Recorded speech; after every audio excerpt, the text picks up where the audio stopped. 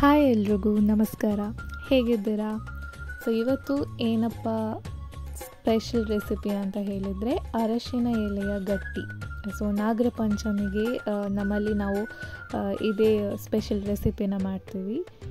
ಅದಕ್ಕೆ ಇವಾಗ ನಾವು ಫ್ರೆಶ್ಶಾಗಿ ಮನೆಯಲ್ಲೇ ಬೆಳೆದಿರುವಂಥ ಅರಶಿನ ಎಲೆಯನ್ನು ಕಟ್ ಮಾಡ್ಕೊಳ್ತಿದ್ದೀವಿ. ಇದಕ್ಕೆ ಇಲ್ಲಿ ಒಂಚೂರು ಅಂದರೆ ಲಾಸ್ಟ್ ಇಯರ್ ತುಂಬಾ ಬೆಳೆದಿದ್ವಿ. ಇವತ್ತಿಗೆ ಬೇಕಾಗುವಷ್ಟು ಒಂದು 10 ಎಲೆಯಷ್ಟು ಇಲ್ಲಿ ಬೆಳೆದಿದ್ದೀವಿ. ಅದನ್ನು ನೀಟಾಗಿ ಕಟ್ ಮಾಡ್ಕೊಳ್ತಿದ್ದೀವಿ. ಅಂದರೆ ಕ್ಲೀನಾಗಿರುವಂಥದ್ದು, ಅಂದರೆ ತೂತು ಬಿದ್ದದ್ದು ಹರಿದಿರೋದೆಲ್ಲ ನಾವು ಮಾಡೋದಕ್ಕಾಗೋದಿಲ್ಲ. ಅದಕ್ಕೆ ನೀಟಾಗಿ ಯಾವುದೋ ಹರಿದಿಲ್ಲ ಅದನ್ನು ನೋಡಿಕೊಂಡು ಕಟ್ ಮಾಡ್ಕೊಳ್ಳೋಣ. ಇಲ್ಲಿ ನೋಡಿ, ನಮ್ಮ ಜೊತೆ ನಮ್ಮ ಮನೆಯ ಬೆಕ್ಕು ಮಿನಿ ಕೂಡ ಜಾಯ್ನ್ ಆಗ್ತಿದೆ ನಮ್ಮ ಜೊತೆ ಎಲೆ ಕೀಳೋದಕ್ಕೆ.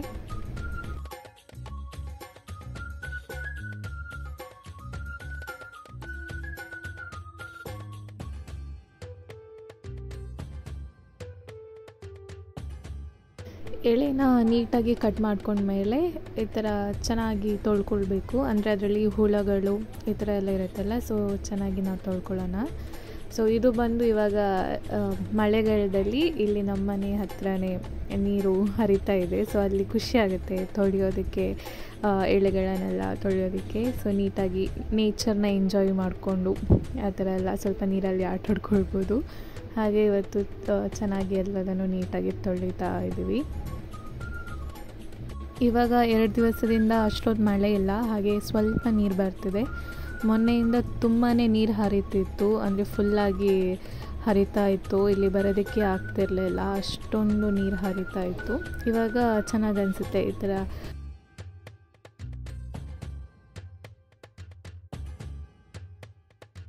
ಆಮೇಲೆ ಹಿಂದಿನ ರಾತ್ರಿ ನೆನೆ ಹಾಕಿರುವಂತಹ ಬೆಳ್ತಿಗೆ ಅಕ್ಕಿನ ನಾವು ಗ್ರೈಂಡ್ ಮಾಡ್ಕೊಳ್ಳೋಣ. ಫೈನಾಗಿ ಪೇಸ್ಟ್ ಮಾಡ್ಕೊಳ್ಬೇಕು. ಹಾಗೆ ಅದಕ್ಕೆ ಅಕ್ಕಿ ಎಷ್ಟು ಬೇಕಷ್ಟು ಅಕ್ಕಿ, ಹಾಗೆ ಅದಕ್ಕೆ ಒಂಚೂರು ಉಪ್ಪು ಸೇರಿಸ್ಕೊಳ್ಬೇಕು. ಹಾಗೆ ನಾವು ಇವಾಗ ರುಬ್ಕೊಳ್ಳೋಣ ಅದನ್ನು ಹಿಟ್ಟಾಗಿ, ಅಂದರೆ ಸ್ವಲ್ಪ ಗಟ್ಟಿ ಹಿಟ್ಟಾಗಿ ರುಬ್ಕೊಳ್ಳೋಣ. ಗಟ್ಟಿಯಾಗಬೇಕು, ಯಾಕಂದರೆ ಎಳೆ ಮೇಲೆ ನಾವು ತಟ್ಟಬೇಕಲ್ಲ, ಹಾಗಾಗಿ ಗಟ್ಟಿಯಾಗಿ ರುಬ್ಕೊಳ್ಳೋಣ.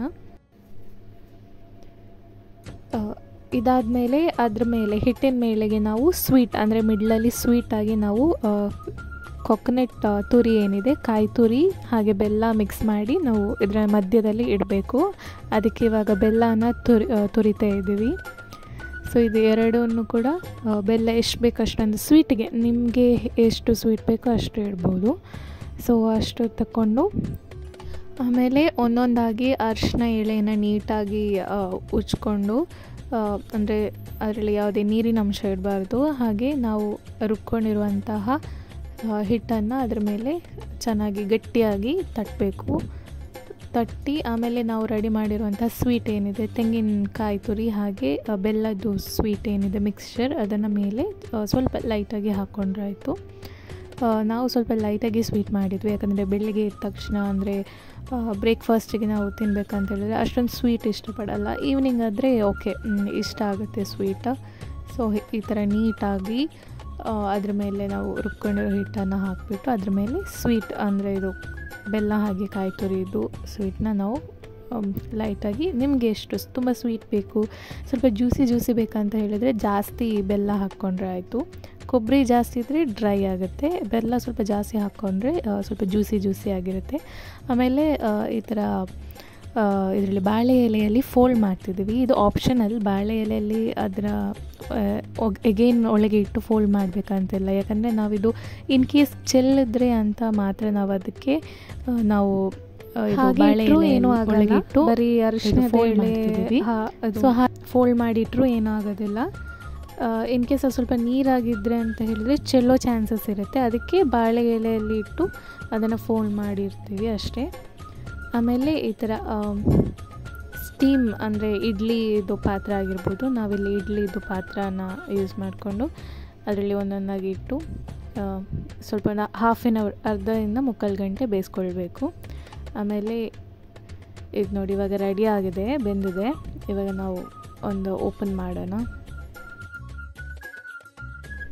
ಇಲ್ಲಿ ಅರಿಶಿಣದ ಎಲೆಯದು ಫ್ಲೇವರ್ ತುಂಬ ಚೆನ್ನಾಗಿರುತ್ತೆ. ಸೊ ಹಾಗೆ ಅದರ ಪರಿಮಳಕ್ಕೇ ತಿನ್ಕೊಳ್ಬೋದು, ತುಂಬ ಚೆನ್ನಾಗಿರುತ್ತೆ.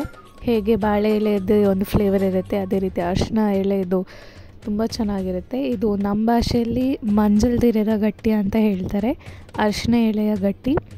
ಆ್ಯಂಡ್ ಇದ್ರ ಜೊತೆ ಸ್ವೀಟ್ ಕಾಂಬಿನೇಷನ್ ಇರುತ್ತಲ್ವ, ಕಾಯಿ ತುರಿ ಅಂಬೆಲ್ಲ, ಅದು ಕೂಡ ಸಖತ್ತಾಗಿರುತ್ತೆ. ಇದರ ಫ್ಲೇವರೇ ಒಂದು ರೀತಿ ಚೆನ್ನಾಗಿರುತ್ತೆ. ಆ್ಯಂಡ್ ಇನ್ನೊಂದು ವಿಷಯ ಏನಂತ ಹೇಳಿದರೆ, ಅರಿಶಿಣ ಎಲೆ ಆಪ್ಷನಲ್ ಆಗೂ ಯೂಸ್ ಮಾಡ್ಬೋದು. ಅಂದರೆ ಅರಿಶಿಣ ಎಲೆ ಇಲ್ಲ ಅಂತ ಹೇಳಿದರೆ ಬರೀ ಬಾಳೆ ಎಲೆಯಲ್ಲಿ ಕೂಡ ಇದನ್ನು ಮಾಡಿಸಿ ಇಡ್ಬೋದು. ಪ್ರಾಸೆಸ್ ಎಲ್ಲ ಸೇಮ್ ಇರುತ್ತೆ, ಜಸ್ಟ್ ಎಲೆ ಇಲ್ಲ ಅಂತ ಹೇಳಿದರೆ. ಆದರೆ ಅರಿಶಿಣ ಎಲೆದು ಇನ್ನಷ್ಟು ಫ್ಲೇವರ್ಫುಲ್ ಆಗಿರುತ್ತೆ, ತುಂಬ ಚೆನ್ನಾಗಿರುತ್ತೆ. ಸೊ ಇವಾಗ ಇದು ರೆಡಿ ಆಗಿದೆ, ಇವತ್ತಿನ ರೆಸಿಪಿ ತುಂಬ ಚೆನ್ನಾಗಿರುತ್ತೆ. ಇದು ಇವತ್ತು ನಾವು ಸ್ಪೆಷಲಾಗಿ ನಾಗರ ಪಂಚಮಿ ದಿವಸನೇ ಮಾಡ್ತೀವಿ. ಇದು ತುಂಬ ಚೆನ್ನಾಗಿರುತ್ತೆ. ಹಾಗೆ ಅಂದರೆ ಆಷಾಢದಲ್ಲಿ ಮಾಡುವಂಥ ಒಂದು ರೆಸಿಪಿ ಅಂತ ಹೇಳ್ಬೋದು. ಇನ್ನೊಂದು ಪತ್ರೊಡೆಯನ್ನು ಮಾಡ್ತೀವಿ ನಾವು, ಅದು. ಸೊ ಇದು ನಮ್ಮ ಇವತ್ತಿನ ರೆಸಿಪಿ. ಹೇಗಿತ್ತು ಅಂತ ನೀವು ಟ್ರೈ ಮಾಡಿ ಕಮೆಂಟ್ ಮೂಲಕ ತಿಳಿಸಿ. ಹಾಗೆ ನೀವು ಟ್ರೈ ಮಾಡಿದರೆ, ಡಿಫ್ರೆಂಟ್ ವೇಯಲ್ಲಿ ಟ್ರೈ ಮಾಡಿದರೆ ನಮಗೆ ರೆಸಿಪಿನ ಶೇರ್ ಮಾಡಿ ಅಂತ ಹೇಳ್ತೀನಿ. Thank you.